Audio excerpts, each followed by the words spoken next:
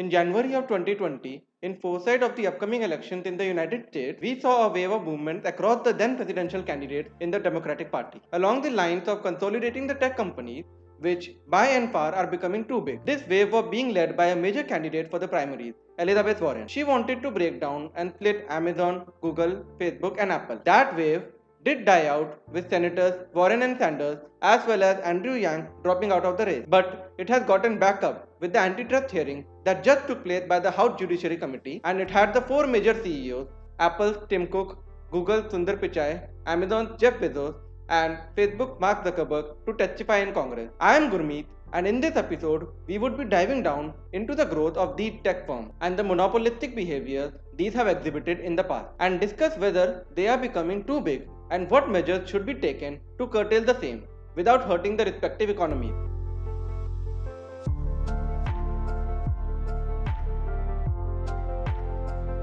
Before we get deep into these brands and how they got too big and debate on whether breaking them down would be as beneficial as Warren said, what we need to first understand is the economics in the United States and how the antitrust laws first came into place. Back in the 1800s, giant businesses, also known as trusts, were the ones too big and controlled almost entire sections of the economy, such as railroads, oil, steels, and others. These essentially were monopolies and thus, in essence, had entire control over the supply of the products as well as the prices. There was hardly any competition, and thus the consumers lacked any options to buy from. The prices were off the chart, and the biggest examples of such so-called monopolies were US Steel and Standard Oil. In 1890, the government under President Harrison took strong action in this regard. The first antitrust law in the United States was passed then, also known as the Sherman Act. It made illegal for the competitors to make agreements with each other to limit competition. It also made it impossible for any company to be a monopoly and did away with practices like predatory pricing. This continued with the Clayton Act in 1914,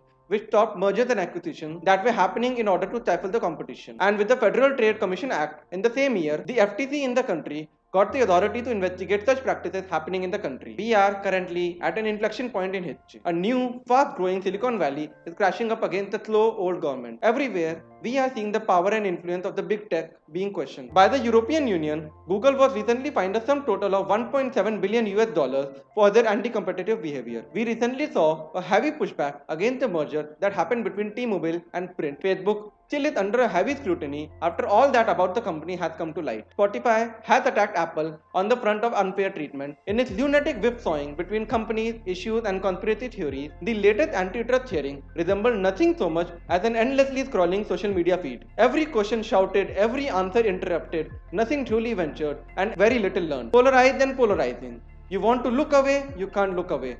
Just another day in 2020. And yet, for everything there is to criticize about the hearing, I came away from it mostly heartened. For the first time in half a century, Congress is taking its role as an antitrust regulator seriously and has undertaken a 13-month investigation that has so far produced 1.3 million documents laden with evidence. Members of the subcommittee have largely come to believe, as I do, that tech companies have grown too powerful and are in need of regulation. As the chairperson of the House Judiciary Antitrust, Mr. David Cicilline said, "These companies serve as critical arteries of commerce and communications. Because these companies are so central to our modern life, their business practices and decisions have an outsized effect on our economy and our democracy. Any single action by one of these companies can affect hundreds of millions of us in profound and lasting ways." Let us start with Amazon. In a span of few years, we oversaw what Amazon was, a cheap and convenient platform for shopping, to what it is now, a mega corporation with powers deep within the politics too. Let us understand the retail industry first. The profit margin on the majority of the products on the retail mostly are on the lower single-digit percentage. In addition, in the verticals like groceries, where Amazon makes the most sales from, there is no special consumer loyalty to be seen from the retail store. We don't see people being loyal to your local grocery stores or big bazaar. They just buy these products wherever they can get it cheaply and conveniently from. For these verticals, the growth isn't where they are up and coming, but come when they survive long enough to either have enough sales for the huge bulk orders, thus improving their margins, or cutting off the middleman altogether by making their own generic brand. Big Bazaar's Fresh and Pure or Walmart's Best Prices Great Value brand are the example of that. Reaching that size give them a strong leverage and thus let these companies buy cheaper. But the biggest problem that comes here is reaching to that size. Since up and coming businesses would have to compete with already established businesses to reach that scale, it would thus have to constantly lose a lot of money in the long run with a heavy risk of hoping to retrieve it all back later. That is where Bezos comes in. He saw how the use of internet is rising exponentially and the fact that at that time, no good cloud storage solutions were available for the enterprise consumers. That is what Amazon distraction today is.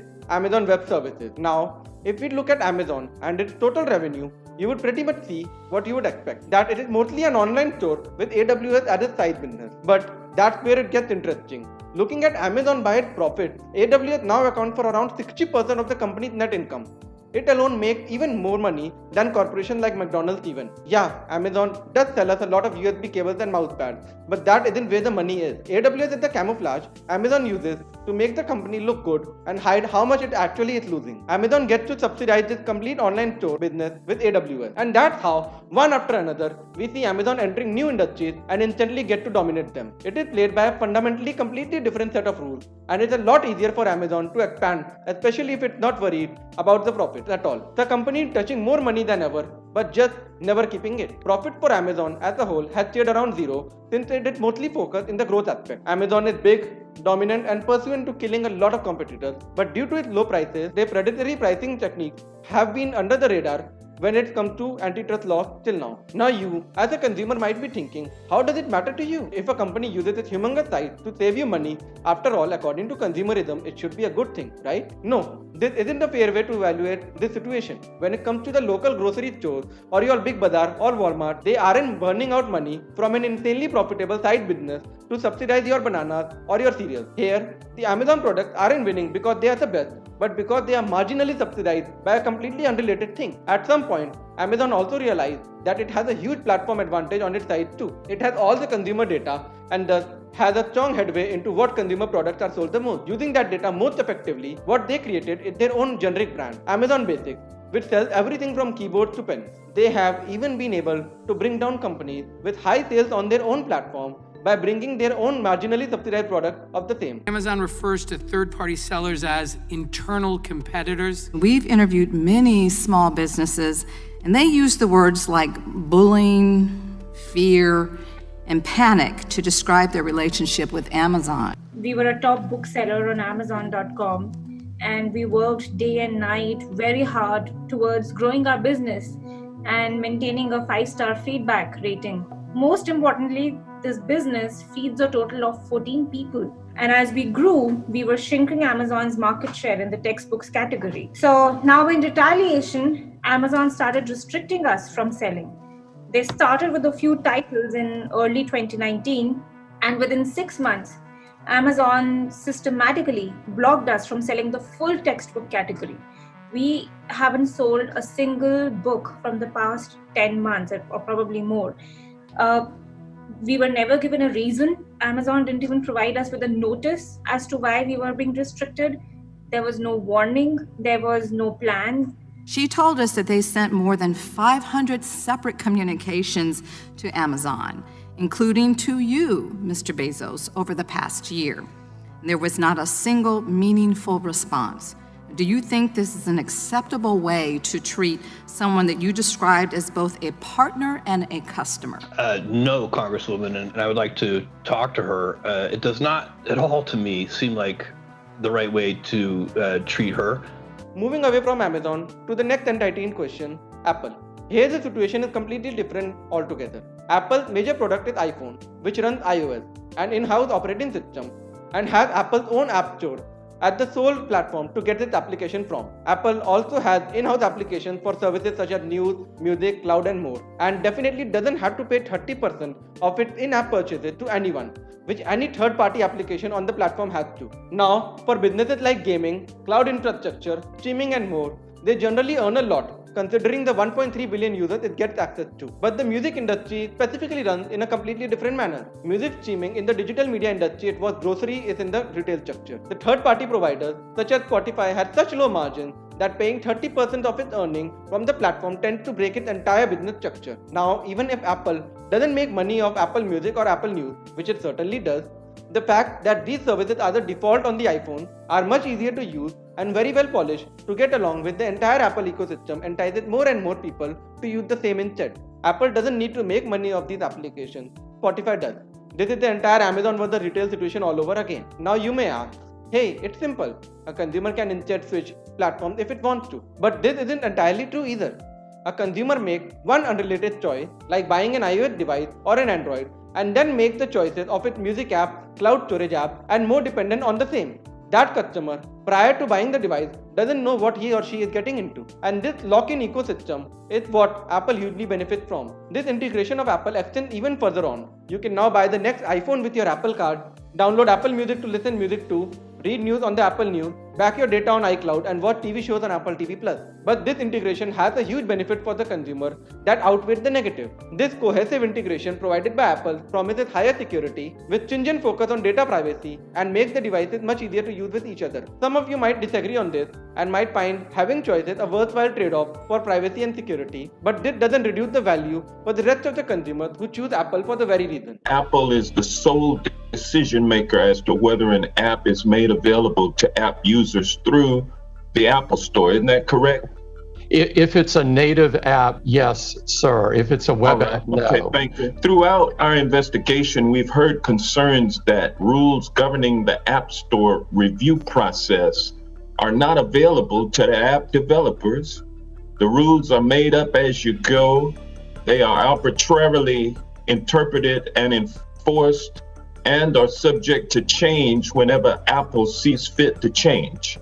And developers have no choice but to go along with the changes, or they must leave the App Store. That's an enormous amount of power. Mr. Cook, does Apple not treat all app developers equally? Sir, we treat every developer the same. Because we care so deeply about privacy and security and quality, we do look at every app before it goes on. But those rules apply evenly to everyone. Of the four companies, Google is in the most imminent danger of antitrust action. Lawmakers are mainly focused on Google's dominance in web search, digital advertising, and smartphone software. The company processes around 90% of all the searches in the United States. That stranglehold on the market is the foundation of Google's massive advertising business, which generates almost all of the company's $160 billion in annual sales. Critics accuse Google of anti-competitive behavior with its ad business because the company owns all the sites of auction systems, which could give Google an unfair edge. Google's Android operating system is the most popular mobile software in the world, powering almost 9 out of every 10 smartphones shipped globally. The company has accused of using that dominance to force partners to bundle Google's apps like Search and Map into their offerings. In 2010, Google stole restaurant reviews from Yelp to bootstrap its own rival local search business. Mr. Pichai, do you know how Google responded when Yelp asked you to stop stealing their reviews? Well, I'll tell you, our investigation shows that Google's response was to threaten to delist Yelp entirely. In other words, the choice Google gave Yelp was, let us steal your content or effectively disappear from the web. Mr. Pichai, isn't that anti-competitive? Congressman, when I run the company, I'm really focused on giving users what they want. We conduct ourselves to the highest standard. Happy to engage, understand the specifics, and answer your questions further. In late February 2012, Facebook CEO Mark Zuckerberg emailed his chief financial officer David Ebersman to float the idea of buying smaller competitors, including Instagram and Path. These businesses are nascent, but the networks established, the brands are already meaningful, and if they grow to large scale, they could be very disruptive to us, he wrote. Given that we think our own valuation is fairly aggressive and that we are vulnerable in mobile, I am curious if we should consider going after one or two of them. What do you think? The emails are evidence that Zuckerberg viewed Instagram as a potential existential threat to the company and clearly shows that the CEO moved to buy the upstart app to insulate Facebook from current and future competition. For its part, Facebook has said that Instagram competed with some aspect of Facebook but also complemented its core features. The downside of the hearing that took place is that Congress struggled to make airtight antitrust cases while prosecuting 4 of the biggest tech CEOs in the world simultaneously. But the upside is that Congress actually mentioned, often by name, the many businesses that have been squashed as a result of anti-competitive behavior by the giants. Amazon was asked why during the pandemic its own Ring doorbells were deemed an essential good so as to not interrupt their distribution, where competitors Arlo and UP were not. Tim Cook was made to answer for why Basecamp had such a hell of a time getting an email app approved without giving Apple 30% of its revenue. Sundar Pichai had to take questions about the many ways in which the company has made the life worse for Yelp. In an age where these tech CEOs can feel all but untouchable, the day showed us the beginning of accountability. The giants were called on the carpet and interrogated. It was overdue, it was messy, and it was unsatisfying. In other words, it was democracy, and I for one was glad to see it. In my opinion, breaking up some of these companies might be hugely positively impactful, but the other ones, it might diminish the very reason the consumer bought the product. A single plan like Warren isn't the right solution to take. The step needs to be taken, I agree, but heavily cracking down on any large corporation might end up hurting capitalism as a whole itself. If a consumer protection plan ends up making lives of the general consumer worse off than now, it isn't the right one to take. What needs to be done then?